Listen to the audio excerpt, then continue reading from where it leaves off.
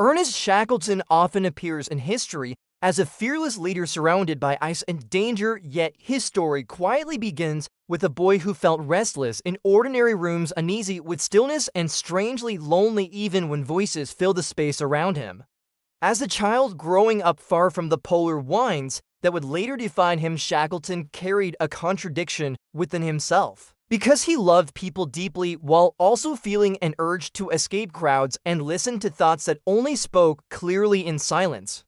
This tension followed him through early years, shaping a personality that smiled easily yet wondered privately why familiar paths felt too narrow, as though the world expected him to stand still when every part of him wanted to move. In schoolrooms and family gatherings, he observed more than he spoke, noticing how confidence often disguised uncertainty and how laughter sometimes floated above unspoken worries. Even among friends, Shackleton sensed a quiet distance, not because he disliked company, but because his imagination wandered toward places that felt colder, wider, and strangely calmer than everyday life. The sea first appeared not as adventure, but as possibility, offering a horizon that did not demand immediate answers, only patience and attention. Young Shackleton listened to stories of ships and voyages with shining interest, yet beneath excitement lived uncertainty about whether curiosity was bravery or simply restlessness wearing a confident mask. He joined the merchant navy early, stepping into ordered routines while secretly hoping discipline might calm the inner turbulence that refused to settle. Life aboard ships taught him how teamwork looked from the inside, where trust mattered more than praise, and small failures could ripple quietly into serious consequences. Among sailors older and louder than him, Shackleton learned when to speak and when to wait, recognizing that leadership sometimes began as careful listening. He noticed how isolation at sea intensified thoughts rather than erased them, turning long hours into mirrors that reflected both ambition and doubt. This environment suited him strangely well because motion replaced stagnation, even as questions about belonging continued to follow closely. Shackleton's early voyages did not grant instant clarity, but they sharpened awareness, teaching him that courage often grew from preparation rather than impulse. He admired bold figures, yet felt drawn to those who balanced strength with care, sensing that endurance depended as much on kindness as command. When opportunities for polar exploration appeared, they awakened excitement mixed with fear because the unknown promised both discovery and exposure. He wondered privately whether he sought the ice for glory or whether extreme places simply matched the scale of feelings he carried inside. Joining early expeditions placed him among men driven by ambition, pride, and national expectation, all swirling together beneath flags and speeches. Within these groups, Shackleton felt both inspired and cautious, recognizing that confidence could unite teams or quietly endanger them. He watched how pressure changed people, how voices hardened, and how decisions made in warmth might fail in cold silence. These observations quietly shaped his own understanding of leadership, long before he ever commanded. Moments of humor slipped in unexpectedly, as when tired men argued passionately over small comforts, revealing how fragile seriousness could become under strain. Shackleton learned that morale mattered deeply because despair crept in softly when ignored. At night, while others slept, his thoughts wandered toward responsibility, questioning whether ambition without care was worth any destination. He began to sense that exploration was not only about reaching places, but about guiding people safely through fear and fatigue. This realization unsettled him because it suggested that success might demand restraint rather than triumph. The ice itself appeared less as an enemy and more as a teacher, exposing every weakness without judgment. Shackleton's sensitivity, often mistaken for softness, matured into awareness, helping him read moods and moments before they erupted. He recognized that bravery without empathy could fracture teams long before storms arrived.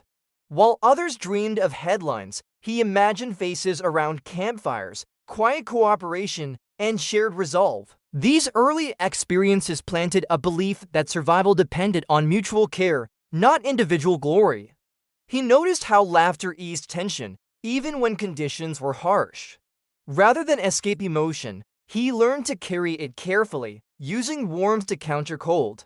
His sense of belonging shifted, moving away from places toward people. Preparation became a form of respect, both for nature and for companions. Shackleton's internal conflict remained unresolved, balancing ambition with responsibility. He felt called toward leadership yet feared failing those who trusted him. These thoughts traveled with him as experiences accumulated. Each journey refined his priorities quietly. Recognition mattered less than cohesion. Speed mattered less than readiness. Strength mattered less than steadiness. By the time future challenges approached, his character was already shaped by observation and empathy. The foundations of his leadership rested not on conquest, but on connection. This inner world continued evolving beneath outward roles. Uncertainty remained, but it no longer paralyzed intention. He moved forward, aware that the greatest tests were still ahead.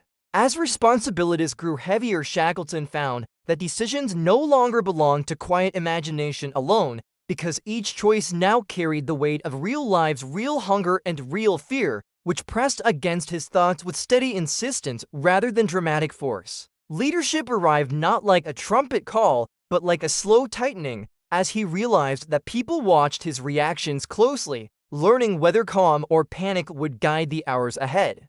In harsh landscapes where whiteness erased familiar landmarks, Shackleton sensed how easily direction could dissolve, not only on maps, but inside the human spirit when confidence cracked. He learned to speak with clarity and warmth at the same time, understanding that tone could steady trembling resolve just as effectively as plans or supplies. Moments of doubt still surfaced, often at night when wind scraped against tents and silence magnified small worries, yet he trained himself to let uncertainty inform caution rather than fuel despair. When challenges appeared, he avoided dramatic gestures, choosing instead the slower work of maintaining trust through consistency and presence. Humor, carefully placed, became a tool rather than distraction, allowing men to breathe briefly before returning to demanding tasks. Shackleton noticed how shared routines created rhythm, helping days feel survivable even when progress seemed invisible. Rather than promising certainty, he offered honesty, believing that truth built stronger loyalty than false optimism. As conditions worsened, his sensitivity sharpened, detecting exhaustion and discouragement long before they spilled into conflict. He adjusted plans without pride, accepting that flexibility often saved more energy than stubborn determination. The ice tested leadership continuously, revealing that authority meant service more than command. Shackleton accepted responsibility openly, never hiding behind rank when mistakes occurred. This approach surprised some, softened others, and gradually unified many. He discovered that survival depended on shared purpose, not hierarchy. In small gestures like sharing limited comforts, he reinforced belonging. Every setback demanded recalibration, both practical and emotional. Shackleton learned that hope functioned best when grounded in action. He encouraged progress measured in resilience rather than distance. Men began to mirror his steadiness, finding strength in example. Fear did not disappear, but it became manageable through structure.